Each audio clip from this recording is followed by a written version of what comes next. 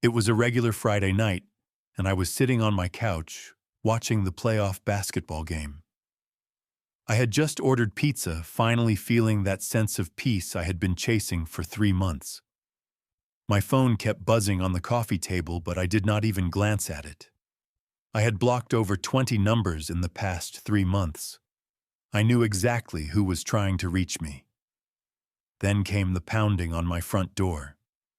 That was not the pizza delivery guy. I heard the screaming from outside voices I recognized all too well. I knew this day would come. I just did not expect them all at once. Before we get into what happened that night, drop a comment and let me know where you are watching from. Hit that like button and subscribe, because what you are about to hear is going to show you exactly why sometimes walking away is the only option. Trust me, you will want to hear how this whole mess unfolded and how I turned the tables on people who thought they could destroy me. I met Sarah 5 years ago at a tech conference in Austin, Texas. She was working marketing for a startup, and I was there representing my software engineering firm. She had blonde hair, blue eyes, and this energy that just pulled people in. We hit it off immediately. 2 years of dating led to a small but warm wedding 3 years ago. About 100 guests showed up to celebrate with us. We bought a 2-story house in Portland, Oregon, with a small yard and a garden Sarah said she would tend to, but never did. I was making good money as a software engineer at a major tech company. Sarah worked remotely, and while her income was not as high as mine, we were comfortable. We traveled twice a year, usually to California, or maybe down to Mexico for a beach getaway. But there was always something hovering over us: her family. Sarah was the youngest of 3 kids. Her 2 older brothers, David and Thomas, were a handful. David was 37, worked construction, and had this aggressive edge to him. Thomas was 35, unemployed most of the time, and had a serious drinking problem. Their mother, Patricia, was the kind of woman who thought her kids could do no wrong. Sarah's father had passed away when she was young, so Patricia raised all 3 of them on her own. I will give her credit for that, but she was fiercely protective to the point of being controlling. From the moment I met Patricia, I could tell she did not like me. She made little comments here and there about how I was not manly enough, not tough enough for her daughter. I brushed it off because I loved Sarah, and I thought we could make it work despite her family. Everything seemed fine for the first couple of years. Sure, we had disagreements, but nothing major. Then, about 6 months before everything fell apart, I started noticing changes. Sarah was working late more often.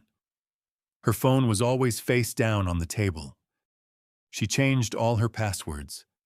When I asked her about it, she said her company was in the middle of a big project, and she was stressed. I wanted to believe her. I really did. 4 months before the end, things got worse. Sarah started dressing up more when she went to work. New clothes, a different hairstyle, more makeup than usual. She was getting phone calls late at night and would step outside into the yard to take them. I started feeling this weight in my chest, this nagging sense that something was wrong. But I trusted her. I had no proof, and I did not want to be the jealous husband accusing his wife of something without evidence. Then 3 months ago, everything came crashing down. It was a Thursday evening, and I had left work early because a meeting got canceled. I pulled into our driveway and saw a black BMW parked on the street in front of our house. I did not recognize it. I walked inside and heard laughter coming from upstairs. My heart started pounding. I went up the stairs as quietly as I could and opened the bedroom door. There she was, Sarah, with another man. His name was Kyle, and I later found out he was a personal trainer at the gym she had joined 4 months earlier. He was about 29, muscular, and in that moment, he looked just as shocked as I felt. I stood there for maybe 3 seconds. It felt like an hour. Sarah screamed. She tried to say something, tried to explain, but no words could fix what I was seeing. Kyle scrambled to put his clothes on, mumbling apologies that meant absolutely nothing to me. I did not say a word. I just turned around and walked back down the stairs. Sarah chased after me, crying, begging, saying it just happened, that she was so sorry. I grabbed my car keys off the kitchen counter and left. I drove to a cheap motel on the outskirts of town and checked in for the night. I sat on that stiff motel bed staring at the wall. I did not cry. I just felt empty, like someone had scooped out everything inside me and left nothing but a shell. My phone was going crazy. Sarah called 25 times that night. She sent over 50 text messages. I did not read a single one. I did not listen to any voicemails. The next morning, I made a decision. I was not going to engage. I was not going to fight or argue or try to work things out. I called a divorce lawyer, scheduled a consultation, and started putting my plan into action. While Sarah was at work the next day, I went back to the house and packed up my personal belongings. Clothes, laptop, important documents, a few items that mattered to me. I found a studio apartment close to my office and signed a lease that same afternoon. Before I left the house for the last time, I took off my wedding ring and left it sitting on the kitchen table. Then I blocked Sarah's number. I blocked her on every social media platform. I changed my email password and created a new email address she did not know about. When she showed up at my workplace trying to find me, I had already informed security not to let her in. Within a week, my lawyer had drafted and filed divorce papers. They were sent to Sarah by certified mail. Sarah tried everything. She called my dad in Florida, but I had already talked to him and explained the situation. She reached out to my friends, but I had given them a heads up too. When none of that worked, she started posting on social media. She painted herself as the victim, saying I had abandoned her without explanation. She made it sound like I was some heartless monster who just walked out on his wife for no reason. She never mentioned Kyle. She never mentioned the affair. She just crafted this narrative where I was the bad guy. And that is when her family got involved. It started 2 weeks after I left. Patricia, Sarah's mother, called me from a number I did not recognize. I picked up without thinking. Big mistake. She immediately started screaming at me through the phone, calling me a coward, heartless, every name she could think of. She demanded I go back to Sarah, that I forgive her daughter and fix the marriage. She said Sarah was depressed, that she was suicidal, and it was all my fault. I stayed calm. I told her, your daughter cheated. This marriage is over. Then I hung up and blocked that number too. But Patricia was not done. The following week, David showed up at my workplace. He waited for me in the parking lot after my shift ended. When I walked to my car, he stepped in front of me. David was a big guy, over 6 feet tall, broad shoulders from years of construction work. He was trying to intimidate me. He told me I needed to man up, that I was acting like a child, and that I owed it to Sarah to take responsibility. I looked at him and said, I am not the one who cheated. Leave me alone. He shoved me. I did not shove back. I just stood there. Security noticed what was happening and came over. They escorted David off the property, and I filed a police report for harassment. Then Thomas got involved. He was drunk when he sent me threatening messages on Facebook. The messages were aggressive, saying I would regret what I did, that I had made a big mistake. I took screenshots of everything and sent them to my lawyer. My lawyer immediately drafted a cease and desist letter and sent it to Patricia, David, and Thomas, warning them that any further contact would result in legal action. But they did not stop. Over the next few weeks, the harassment escalated. Patricia started a campaign on Facebook. She wrote a long post claiming I had abandoned Sarah when she was sick. She did not mention the affair, of course. She just painted me as the villain who walked out on his vulnerable wife. David shared the post and tagged mutual friends. Some people who did not know the full story started asking me questions. I did not respond. I refused to engage in their circus. Sarah kept up her own narrative online. She posted old wedding photos with captions like, "I miss my husband," and wrote vague status updates about husbands who leave without reason. Her friends rallied around her, commenting with support and throwing insults my way. None of them knew the truth. Sarah kept the affair a secret. She let everyone believe I was the monster.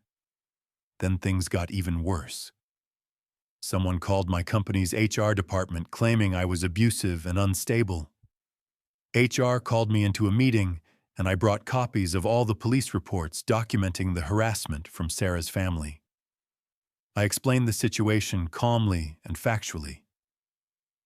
HR was understanding and supportive. They assured me they would not tolerate any further attempts to interfere with my work.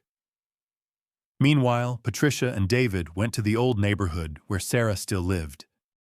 They knocked on neighbors' doors, telling anyone who would listen that I had abandoned my wife. Some neighbors believed them. When I went back to the house to pick up a few remaining items, I could feel their judgmental stares. I did not try to explain myself. I just grabbed what I needed and left. By the 10th week, I thought maybe things were calming down. I was wrong. That Friday night, the night I mentioned at the beginning, I was sitting on my couch watching basketball and eating pizza. My new apartment was peaceful. I had a nice view of the river, and for the first time in months, I felt like I could breathe. Then came the pounding on my door. It was not a polite knock. It was aggressive, angry. I looked through the peephole and saw all four of them: Patricia, David, Thomas, and Sarah. They had found my new address. I still do not know how. Maybe they followed me from work. Maybe they got it from someone we both knew. It did not matter. They were there. I opened the door just a crack and stood in the doorway.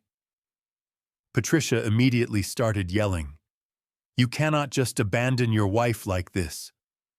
David stepped forward. "Come out here and face us like a man."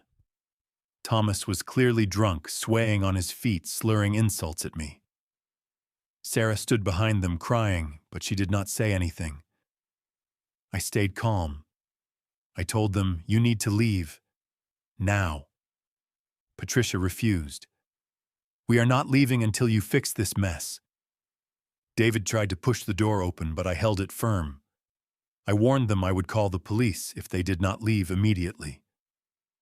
Thomas responded by throwing an empty beer can at my door. By now, neighbors were coming out to see what was happening.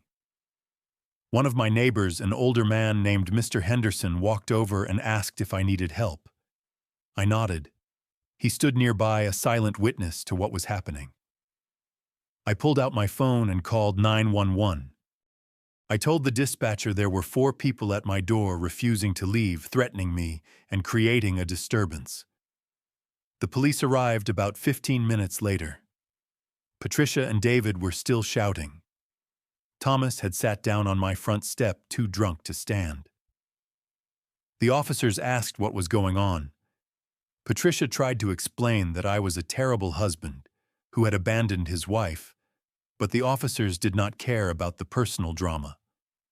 They told the family they were on private property and needed to leave immediately. David started arguing with the officers, which was a mistake. They warned him that if he did not leave, he would be arrested for trespassing and disturbing the peace. Patricia kept yelling, but eventually they all started walking away. Before she left, Patricia turned back and shouted, "This is not over, Jackson." But it was over. At least the part where I let them push me around was over. The next morning, I called my lawyer. I had recorded everything on my doorbell camera. The yelling, the threats, Thomas throwing the beer can, all of it. I also had the police report from the night before. My lawyer reviewed the evidence and suggested we file for restraining orders against Patricia, David, and Thomas. We went to court the following week. I presented the video footage, the police reports, and the threatening messages from earlier. The judge granted temporary restraining orders for all three of them. They were not allowed within 100 yards of me, my home, or my workplace. If they violated the order, they would be arrested. At the same time, my lawyer accelerated the divorce proceedings. We had clear evidence of Sarah's infidelity. My doorbell camera at the old house had also captured footage of Sarah bringing Kyle into our home multiple times over several months. In Oregon, we could file for a fault-based divorce, which meant Sarah's infidelity could impact the division of assets. Since we did not have children and the house was jointly owned, I had significant leverage. I also made another decision. Up until that point, I had stayed silent. I had not defended myself publicly.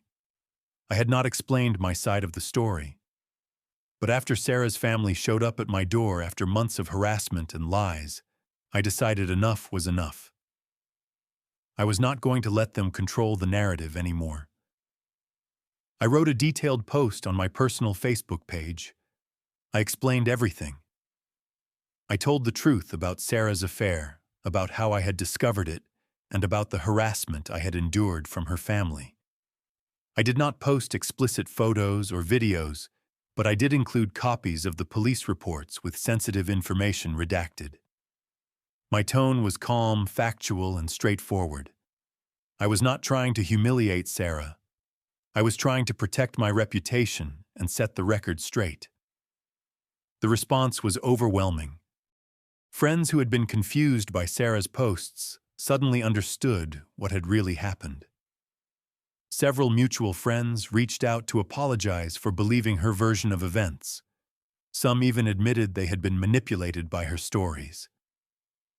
Sarah tried to defend herself in the comments, but it was too late. The truth was out, and no amount of spin could change it. Patricia and David tried to fight back on social media, but their credibility was shot.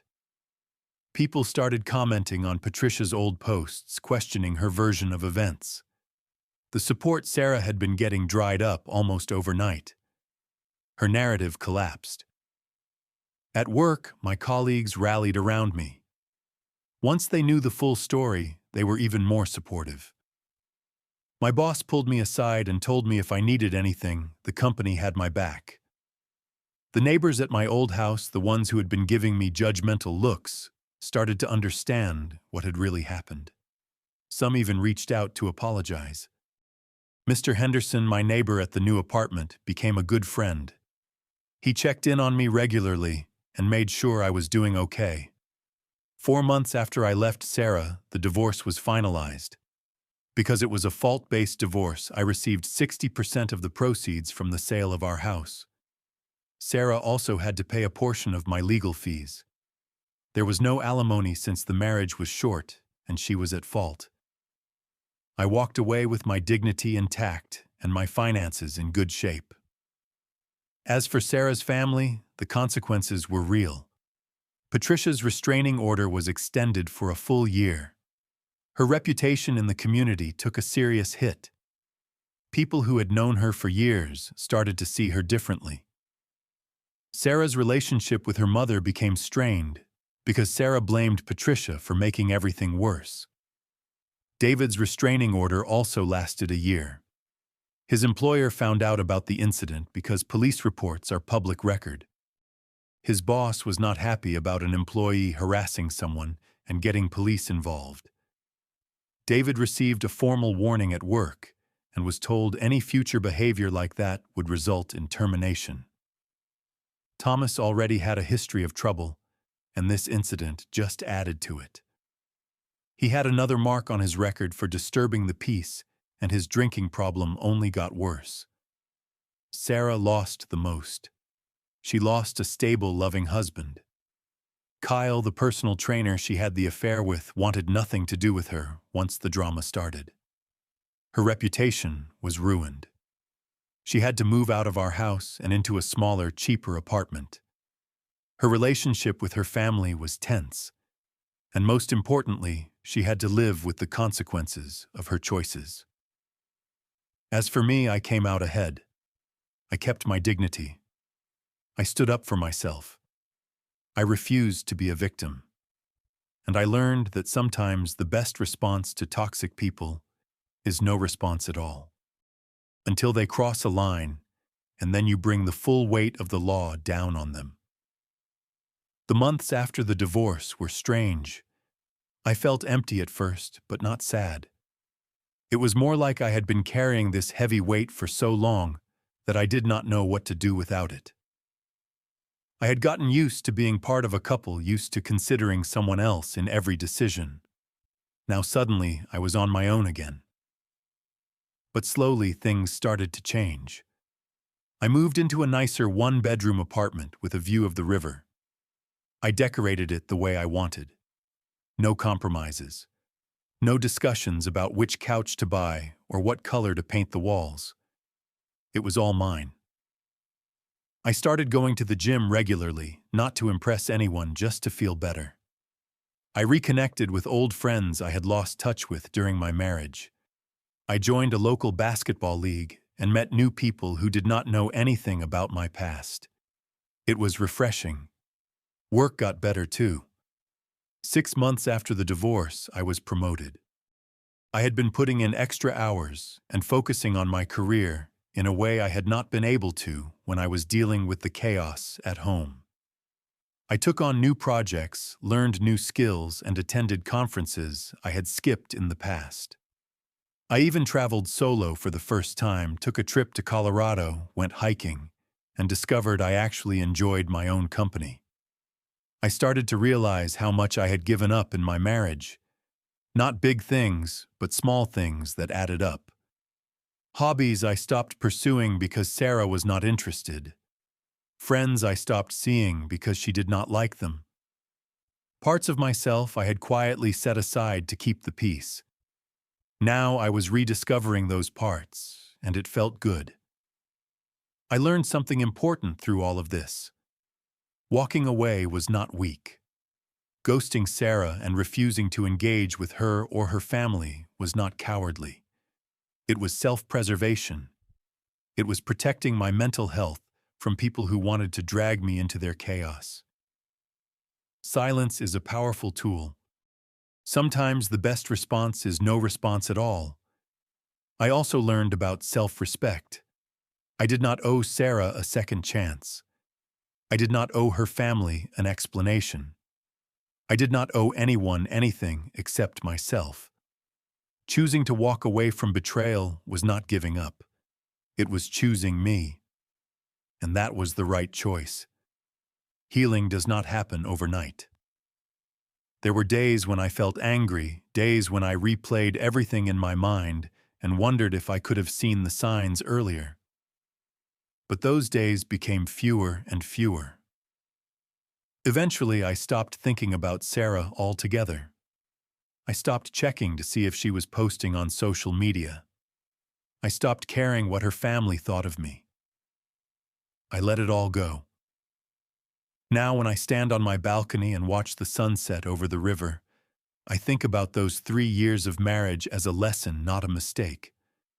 I learned what I will and will not tolerate. I learned the importance of boundaries. I learned that some people will never take responsibility for their actions, and that is okay. It is not my job to fix them. Sometimes the best revenge is not revenge at all.